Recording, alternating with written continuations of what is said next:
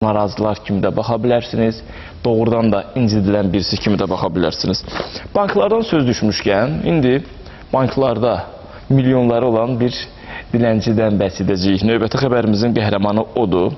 Yəni, imkansız birisi kimi görsənir, dilənçiliklə məşğuldur, amma başqa müəyyən məsələlər var ki, onlar da vurğulanır. Dilənçinin bankda külli miqdarda pulunun olduğu məlum oldu. Hadisə Türkiyənin Uşaq vilayətində qeydə alınıb. 70 yaşlı Gülhizar ömrünün çox hissəsini küçələrdə dilənməklə keçirib. Beli əyilmiş, köhnə geyimlərdə olan bu yaşlı qadını görənlər ona mütləq pul və yemək verirdilər. Lakin polislər tərəfindən tutularaq bölməyə aparılan Gülhizar nənənin əslində göründüyü kimi səfil yox, vilayətin normal imkanlı adamlarından biri olduğu məlum olub. Üzərində 35 min lirəlik bank kartı gəzdirən qadının ayrı-ayrı banklarda da külli miqdarda pulunun olduğu aşkarlanıb.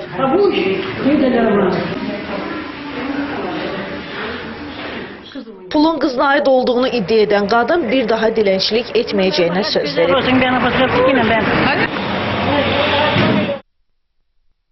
Doğrudan maraqlı fakt, amma hər halda müəyyən insanlar var ki, dilənməkdən həzz alırlar, ləzzət alırlar. Yəni, tək birbaşa dilənməkdən söhbət getmir. Dilənməyin də müxtəlif formaları var müasir dövrdə. Onları da nəzərə alıb deyirəm. Əziz tamaşaçılar, qaydaq ölkəmizə. Ölkəmizdə çox vacib problemlər var.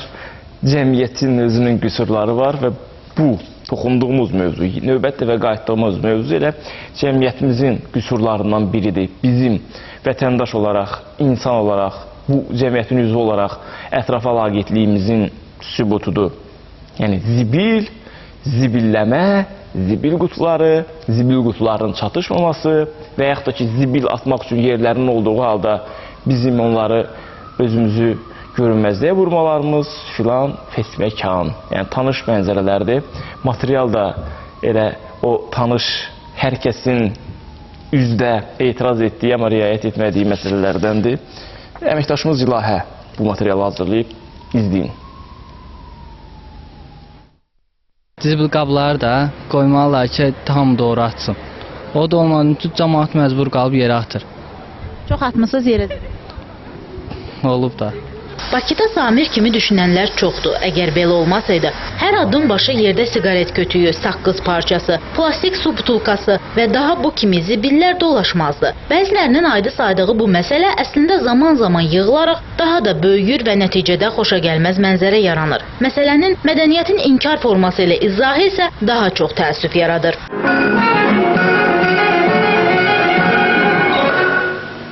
Sən nə edirsən? De görüm ne vakit medeni olacaksan? Ne olup yoldaş kanında? Götür. Neyi götür? Bunu papirosu. Paytaxtda apardığımız müşahidələr zamanı bəlli oldu ki, bəzi yol kənarlarında tullantıların atılması üçün zibil qutuları yerləşdirilsə də, bir çox ərazidə bu qablardan əsər əlamət yoxdur. Ya da bir-birindən çox uzaq məsafələrdə yerləşdirilib ki, bu da tullantıların yerə atılmasına səbəb olur. Biz hazırda Bəxtiyar Vahabzadə küçəsindəyik və burada bir neçə dövlət əhəmiyyətli bina yerləşir. Yəni müəssisələr var. Buna baxmayaraq bir dənə də olsun ərazidə zibil qutusuna rastlaşmadıq. Amma əvəzində kifayət qədər ətrafda zibil var. Bu küçələrin siyahısını kifayət qədər artırmaq olar. Hər birində də oxşar mənzərə, zibil qutusuz qalan səkilər və ya zibilə həsrət qalan qutular. Sizcə Azərbaycanlılar niyə zibil əlindəki zibili yerə atırlar?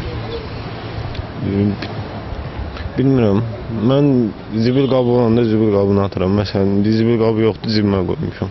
Cibinizə qoymuşam. Aha, zibil qabını atmaq üçün. İnsanlar tapmayanda nəyisə yer atmağa, əlbəttə ya cibinə qoymalıdır, ya sözü ilə setka gəzdirməlidir, ya sumka gəzdirməlidir. Bu da problem yaradır. Buna görə əlbəttə ki, şəhər təsərrüfatına nəzarət edən şəxslər, buna rəsmi olan şəxslər bu məsələlərə diqqətlə yanaşılmalıdır. Olubmu kimsə tullayanda ona deyəsiniz ki, niyə atırsan? Olub, demişəm, yəni sən öz mədəniyyətini göstərirsən. Cavab?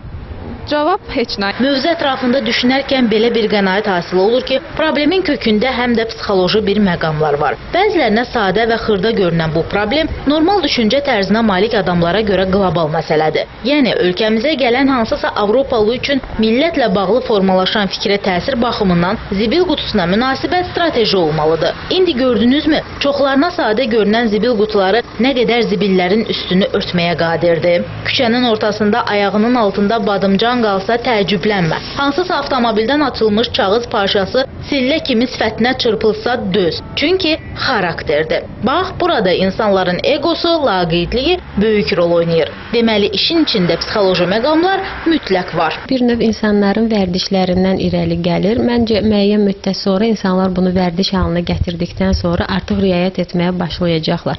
Ümumiyyətlə, insanlarda belə psixologiya var ki, insanlar məcbur olduğu təqdirdə bunu etməməyə başlayırlar. Məsəl üçün, bunun üçün müəyyən cərimələr tətbiq olunsa, əvəzində müəyyən məbləğ ödənməli olsalar, mütləq buna riayət etməyə başlayacaqlar. Əslində bu sahədə cərimələr nəzərdə tutulur. Özü də yetərincə yüksək məbləğdə olan cərimələr. İnzibati Xətalar Məcəlləsində edilən dəyişikliyə görə məişət tullantılarının tutumlardan kənar yerlərə atılması, həmin yerlərdə saxlanılmasına görə fiziki şəxslər 20, vəzifəli şəxslər 100, hüquqi şəxslər isə 500 manat həcmində cərimə olunacaqlar. Həmçinin şəhərdə və rayon inzibati ərazi vahidliyinin inzibati mərkəzlərində tutumlar arası məsafə 100 metrdən çox olmamalıdır. Məsələyə birbaşa aidiyyatı olan Bakı Şəhər İcra Hakimiyyətindən isə bildirdilər ki, hazırda paytaxtın iri prospekt və küçələrində yeni zibil qabları düzülür. Bir sıra qablar naməlum şəxslər tərəfindən sındırılır və ya uğurlanır. Bu kimi faktları aşkarlayıb onların yerinə yenilərinin qoymaq isə müəyyən vaxt aparır. Yaxın günlərdə problem böyük miqyasda öz həllini tapacaq. Hər halda mən Bakının havada salafan o torbaların uçuşduğu vaxtlarını xatırlayıram. Yaşım elə də